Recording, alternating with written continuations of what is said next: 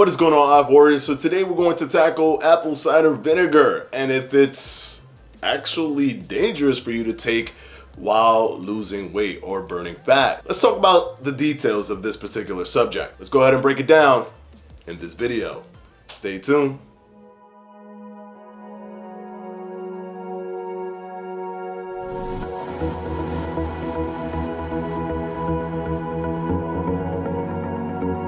I do want to thank the sponsor of this video, Built Bar, because as I said, the most important thing that's on your plate, especially when it comes to burning body fat, losing weight, is protein, as that carries the highest thermic effect. Almost 30% of the calories that you intake from protein are used to actually metabolize the food. So if you eat 100 calories of protein, your net calorie intake in terms of the calorie balance is actually 70 calories that you don't get from carbohydrates or even fats. Not to mention all of the other applicable effects of protein that help you build muscle and create that lean tissue that helps increase your metabolic rate. And the reason that you cannot go wrong with Built Bar is because they have so many different flavors. They have good protein content, a good fiber content, and they actually taste good, which is the most phenomenal thing if you ask me about a protein bar. They have so many flavors, but this cookies and cream is undoubtedly my favorite. I've tried so many of them. They're all pretty decent. The peanut butter one is really good, but cookies and cream is just where it's at. The link will be down in the description if you want to purchase yours. And don't forget to put the promo code FLEDGE20 so you can get 20% off your order and you also support this channel. Now let's go ahead and jump right in. When it comes to apple cider vinegar, there are certain claims that are made on both sides. It's really used a lot in the intermittent fasting community to help them with their fast and has been proposed as a method of inducing or improving fat loss.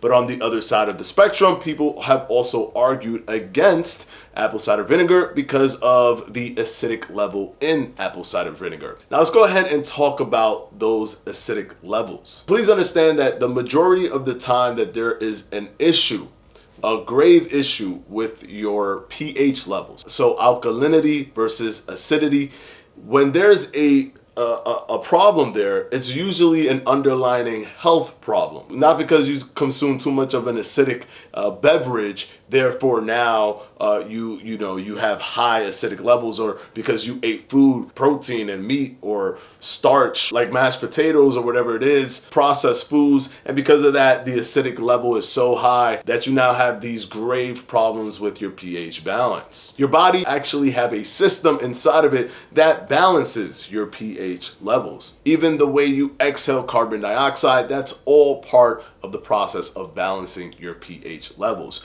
But with that being said, let's tackle some of the claims being made, because there are studies around the claims, but you do have to know what the study particulars are before you can make a definitive statement. Bone loss. This is a big one. Well, because, apple cider vinegar is so acidic, there's bone loss there, and it causes osteoporosis. Well, here's the thing. There haven't been much studies done on bone loss and acidic intake. There has been a case study, though, of a woman who drank apple cider vinegar, 8 ounces of apple cider vinegar every day for 6 years straight. Now, this is incredibly excessive, but she did it, and she had low levels of potassium. And when they looked and they did studies on her, they also saw a bone loss. So there were signs of osteoporosis, and the doctors hypothesized that this could have been linked to her aggressive intake of apple cider vinegar. But this is just a case study with one person. We don't know, it's not controlled, so we don't know what other things she was taking in that could have caused osteoporosis, or what she wasn't doing for her health that could have caused the low potassium and the osteoporosis. So you have to take that with a grain of salt, but that is the case study that people like to point at to say that bone loss can occur with apple cider vinegar. Now, the studies that look at tooth enamel, that's a big thing with acidic drinks. Is this causing tooth decay? Please understand that you can find foods that are acidic. Things like turkey or potatoes or steak, and you're chewing that with your teeth. They did do studies with teeth where they dipped them in apple cider vinegar, and there was a 1 to 20% loss in the tooth enamel, but that's a vacuum of just a tooth in apple cider vinegar.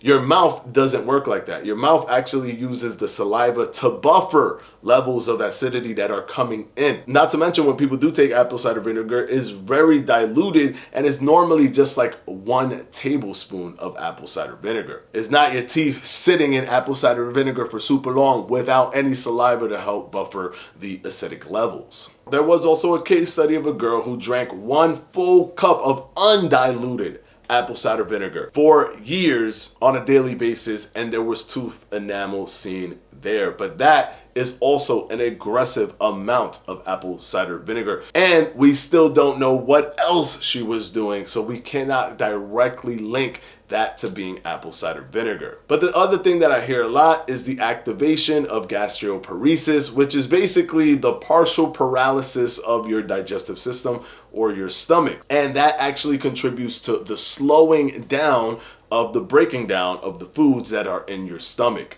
And this can cause a lot of problems, especially with the lining of your stomach, with your digestive system. So these things can be a problem. And there was a study done with just 10 people who already had type 1 diabetes and already had gastroparesis. And all the apple cider vinegar did was extend that time period of the food and digestive process slowing down. It extended it.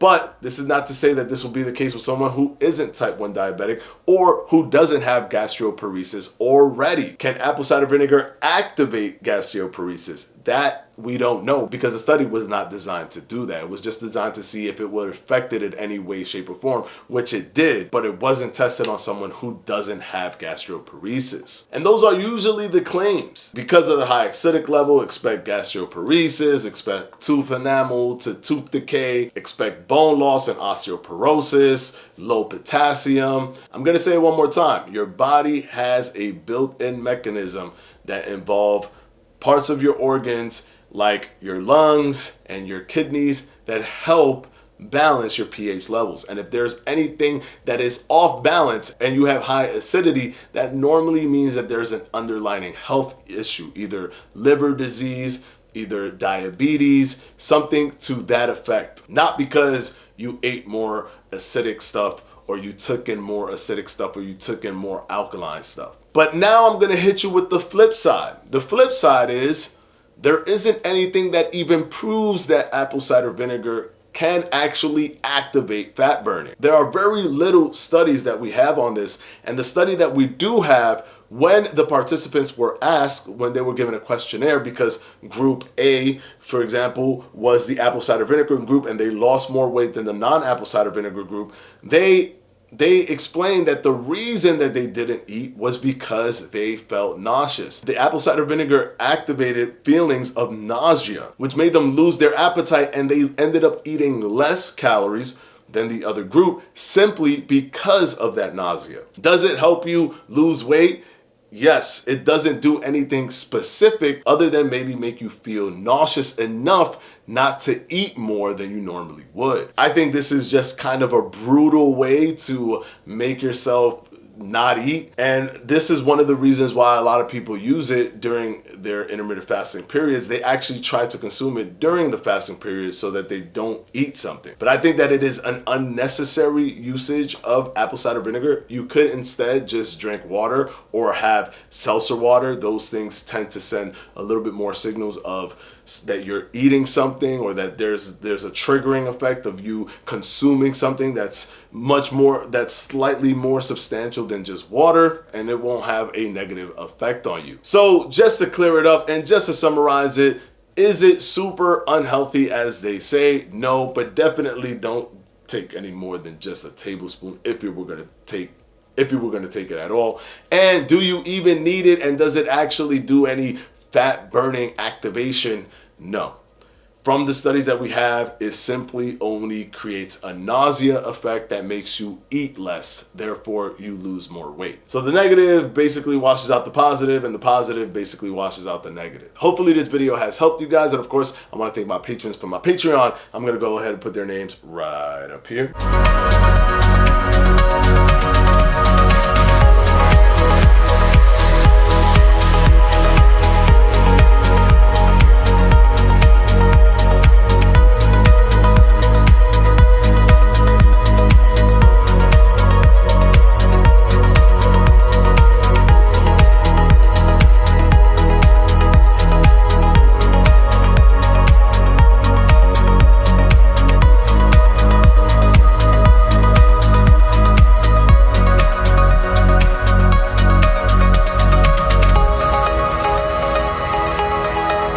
as always, guys, I'll see you on Wednesday for another FAQ. Peace!